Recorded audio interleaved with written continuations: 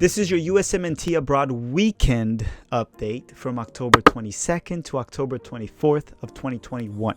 Hi, if you're new here, I'm Filippo, and welcome to Tactical Managers TV. This is our US Men's National Team Abroad series where every Monday we update you on how the Americans performed abroad over the weekend. Now, every Friday, we're going to start doing edited videos of how the Americans performed midweek. So we'll have a US Men's National Team Abroad midweek update. Yes, and it will be an edited video, so expect that video on Friday. And no, this video is not sponsored by Rocco Comiso for anti-MLS propaganda. We just like covering Americans abroad. With that said, we also have the interview with Jonathan Gomez from Lou City that is heading to Real Sociedad very soon. It will be out this week. Hopefully, we're ready to record it. We're just waiting for his authorization. Now look, hit the like button before we start, subscribe if you enjoyed this content, and hit the notification bell. All right, let's start with the updates.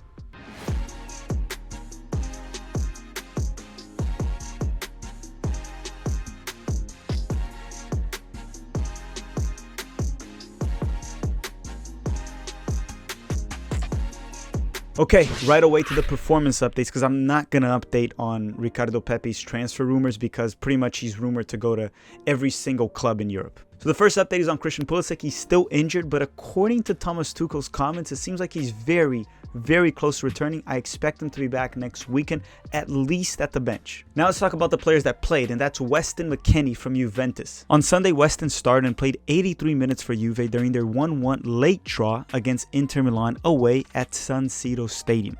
Weston played as one of the central midfielders on a 4-4-2 formation. He was much more advanced than the other central midfielder as he was not helping with the build-up of the game. His performance was okay. It was somewhat quiet, average, but it was at a high level of soccer. Right? The opponent was tough and he did okay. Nothing brilliant, nothing bad. Now update on Gio Reyna. Apparently Gio Reyna is at Austin right now. He was seen at the Austin game with his dad, Claudio Reyna, as he still recovers from injury. It's unclear when he'll return, but it seems like we won't see Gio Reyna back from Dortmund at least until mid-November. Okay, now Dest from Barcelona. And on Sunday, he started and played a full 90 minutes on El Clasico at Barcelona's 2-1 loss to Real Madrid at Camp Nou. But now, let's talk about his performance. Dest started the game as a right winger. Can he play as a winger? Yes. Should he play as a winger? No.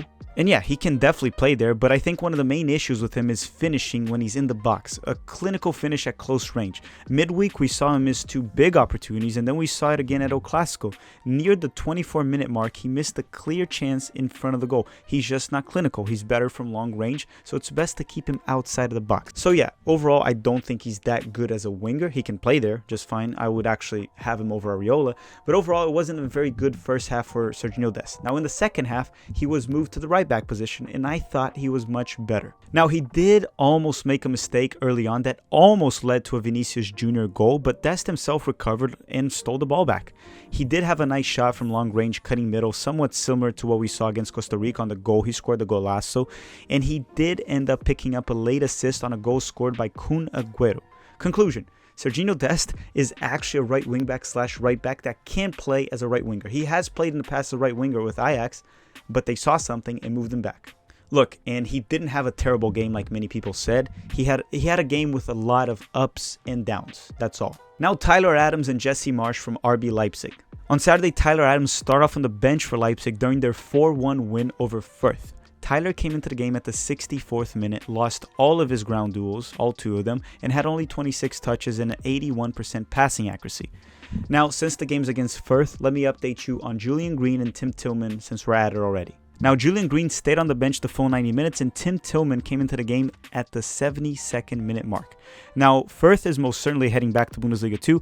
RB Leipzig has been recovering under Jesse Marsch and again approaching the Champions League zone, consolidating themselves as a top 7 team. And now in regards to the Champions League, well, they're not qualifying out of the group stage. So Jesse Marsch has a lot of recovery to do after the terrible start with RB Leipzig. Now, as for the goalkeepers, a very quick update since now we're going to go by positions. I'll start the goalkeepers. Zach Steffen, again, back in the bench. While Ederson's healthy, he won't play. Ethan Horvath was also on the bench for Nottingham Forest, but Samba did concede 4 goals. So I guess that's good news. I don't know. Let's move on forward into the field. And guys, since we're here in the video, we're hitting the field players. Don't forget to hit that like button. It's a great way to support the series. And don't forget, we have an episode on Friday with the midweek updates. Oh, one thing too that I had to ask everyone. we're thinking about doing a live watch-along for El3 versus Ecuador on Wednesday. Remember, Dustin's Ecuadorian. So if you want me to do a live stream, comment down below and tell Dustin to be there, please. Okay, let's speed things up here with the center backs, and let's start with John Brooks from Wolfsburg.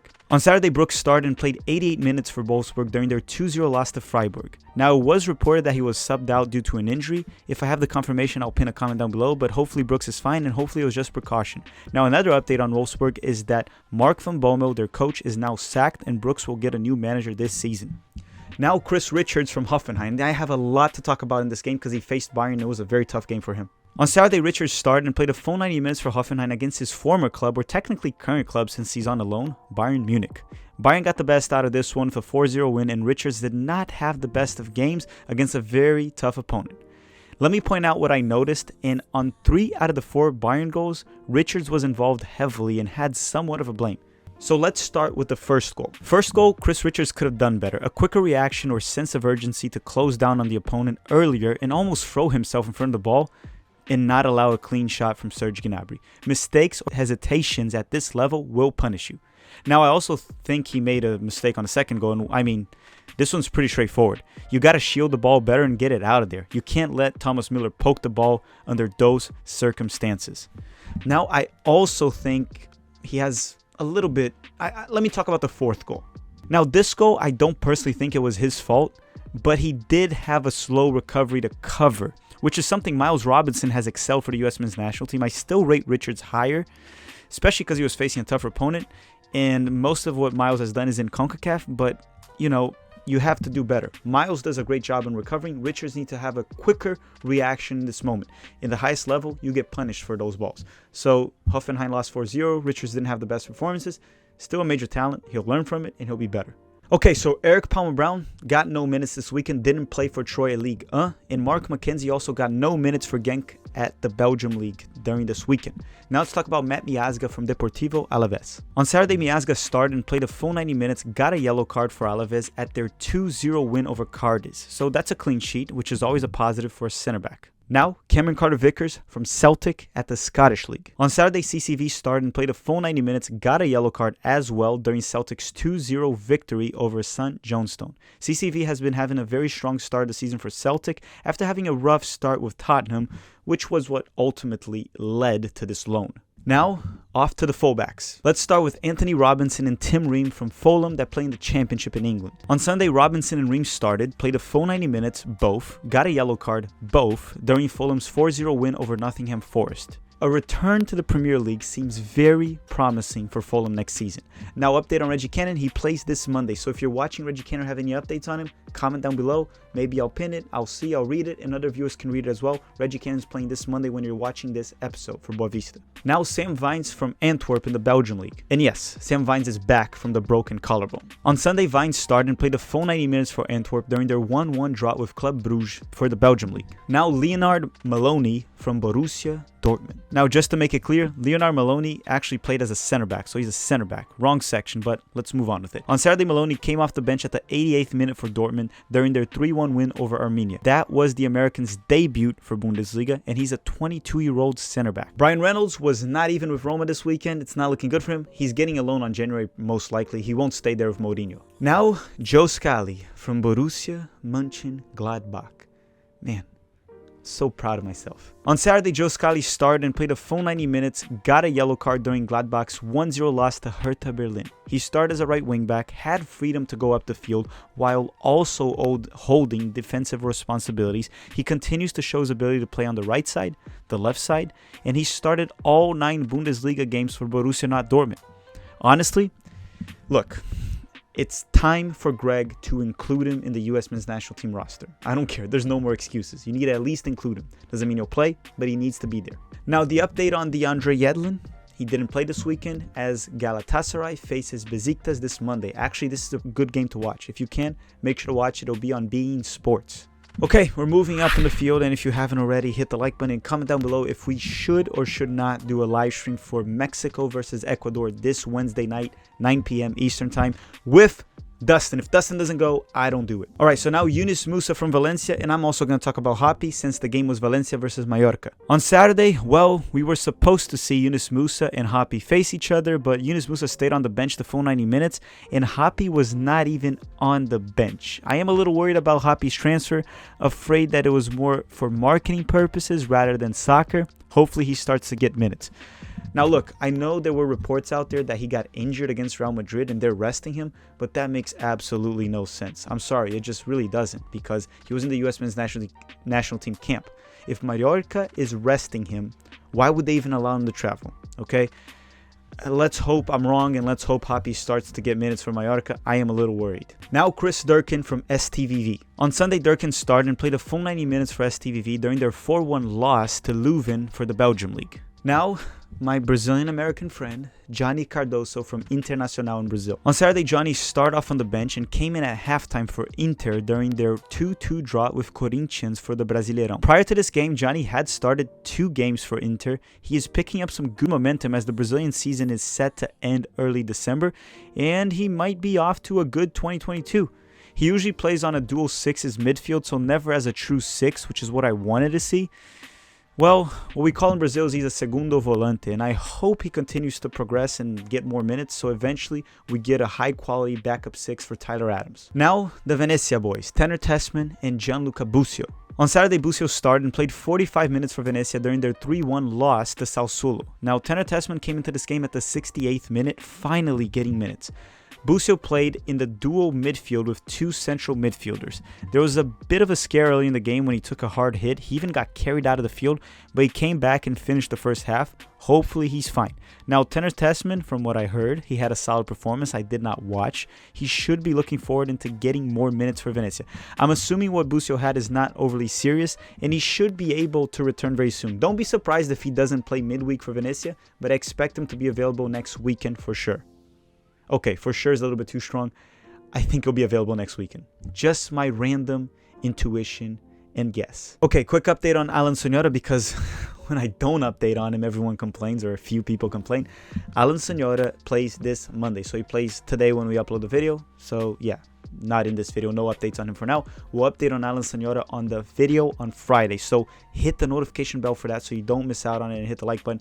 Now let's go to Christian Kappes from Brøndby. On Sunday, Kappes stayed on the bench the full 90 minutes for Brøndby during their 2-1 win over Copenhagen for the Danish League. Now, Brenden Aaronson from RB Salzburg. On Sunday, Brenden Aaronson started and played a full 90 minutes as an attacking midfielder for Salzburg during their 4-1 win over Sturm Graz. Despite not getting any goals or assists in this game, Brenden was very active in this match. He had 62 touches, which is much higher than his 44 average.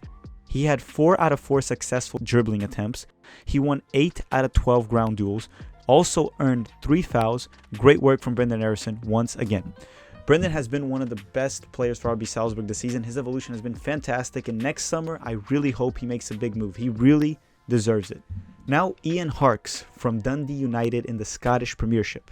On Saturday, Harkes started and played a full 90 minutes for Dundee United during their 2-1 win over Motherwell for the Scottish Premiership. Now, Luca de la Torre from Heracles. On Saturday, Luca de la Torre started and played a full 90 minutes for Heracles during their 1-0 loss to Zwolle for the Dutch League. Now, despite Heracles not being able to score, Luca de la Torre was the player that created the most opportunities in this match between both teams. He created 2 goal-scoring opportunities for his team.